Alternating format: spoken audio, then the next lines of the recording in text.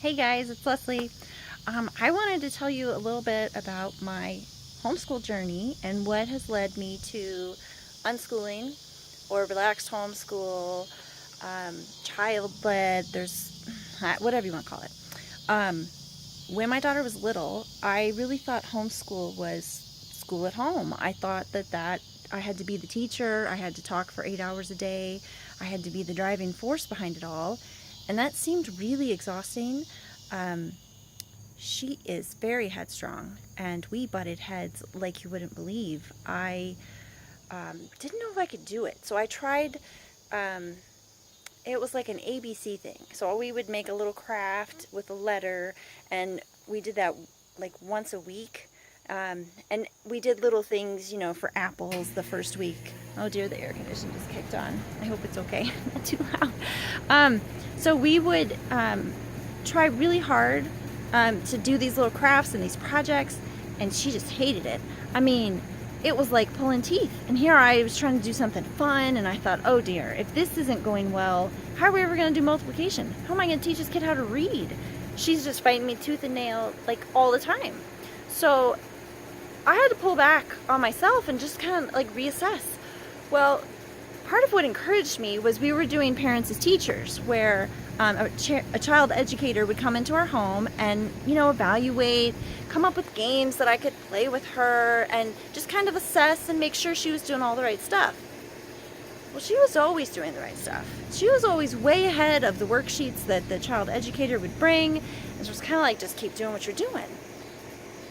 And she was very encouraging. Obviously, the goal was to get my daughter into school, but I took that as just keep doing what I'm doing. She's doing what she's supposed to be doing for her age, and she's doing it really well. So we're just going to kind of keep at it. I'll let her set the pace, and we'll go from there. So I kind of learned my lesson. And then I go and I buy a curriculum, because I thought, well, I got to cover all my bases. I got to get it. How am I going to teach her, sentence structure and upper level math? How am I going to teach history without a plan? So I bought a curriculum. We did one day of it. It was terrible. It was like little chunks. It sounds so good, for a 5-year-old to do 10 minutes of English, 10 minutes of music, 10 minutes of history, just 10 little minute chunks every day. But that's not how we learn.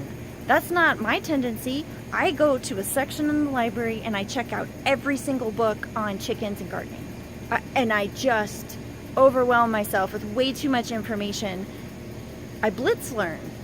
And that's exactly what my daughter does. And here I had bought this curriculum to try to make her unblitz learn. Like, what was I thinking? I think I was thinking, I've got to cover all my bases.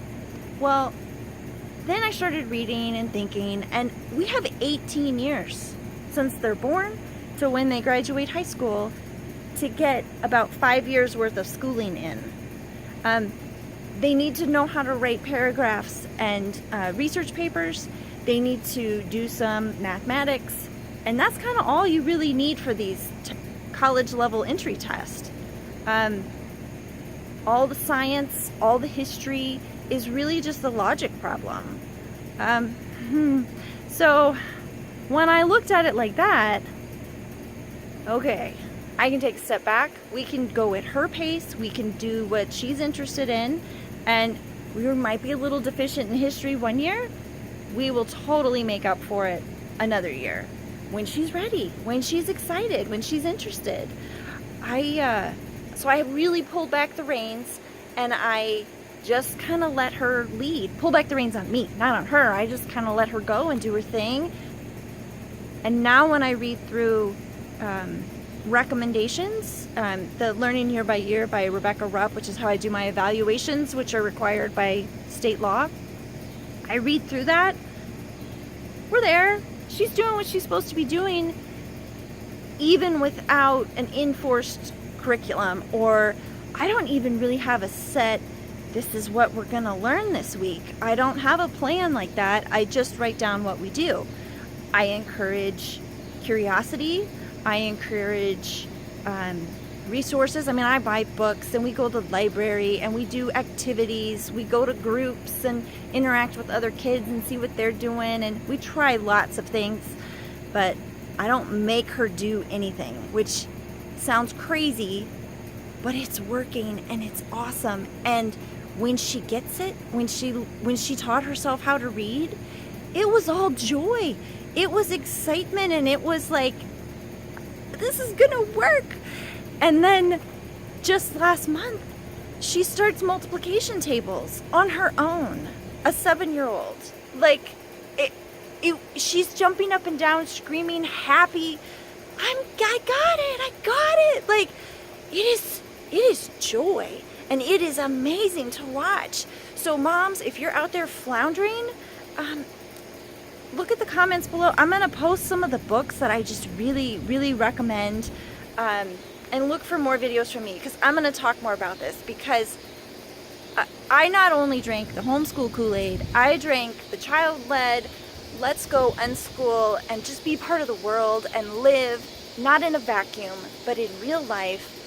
And it is a blessing, and it is exciting to see, and it is working, and she's doing what she's supposed to be doing for her age, and she's getting an awesome education that is tailor-made for her. It's so cool.